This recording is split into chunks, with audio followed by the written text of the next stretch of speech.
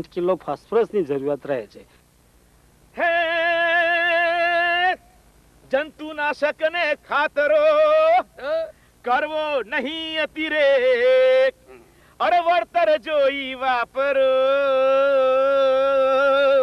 એજી રાખી પૂર્ણ વિવેક.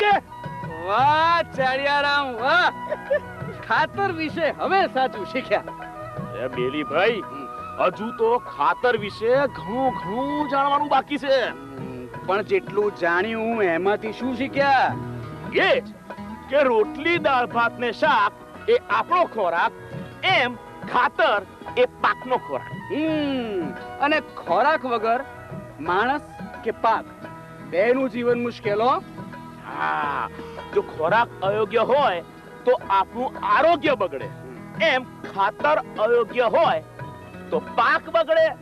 એ જ રીતે જરૂર કરતા વધારે કે ઓછો ખોરાક આપણને નુકસાન કરે, એમ જ જરૂર કરતા વધારે ઓછું ખાતર પાકને નુકસાન કરે. અરે બીલીભાઈ, એનાથી મહત્વનું તો એ છે કે જેમ સમજ્યા વગર ખોરાક લેવાય નહીં, એમ સમજ્યા વગર ખાતર દેવાય નહીં.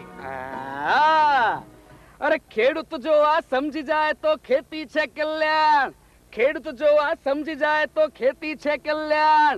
દવા બચાવે જિંદગી ને ખાતર પોષે પ્રાણ. રે ભાઈ, ખાતર પોષે પ્રાણ. અરે બીજ બળુકું જો મળે, બીજ બળુકું જો મળે ને ખાતરનો ખોરાક, રોગ જીવાતમાં હો દવા, નહીં તો થઈએ રાખ. અરે ભાઈ નહીં તો થઈએ રાખ. ખાતર બિયાને દવા બેલી રાખો ધ્યાન. ખાતર બિયાને દવા બેલી રાખો ધ્યાન. અન્ન સવાયું તો ઉપજે, સાક્ષી છે ભગવાન. અરે ભાઈ સાક્ષી છે ભગવાન. અરે ભાઈ સાક્ષી છે ભગવાન.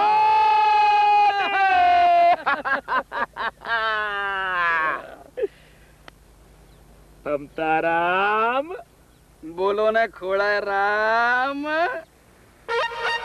કહી દો રામ રામ. પહેલા પત્ર લખવાનું દઈ દઈએ ઠેકાણું ને ધામ. તો ખેડૂત મિત્રો, હાલો ખેડૂત ક્ષેત્રે કાર્યક્રમ માટેના આપના પ્રતિભાવો અને સૂચનો પત્ર દ્વારા અમને આ સરનામે લખી મોકલશો. કૃષિ સેવા વિભાગ, marketing department, GNFC, Narmadanagar, Bharuch, pin code 392015.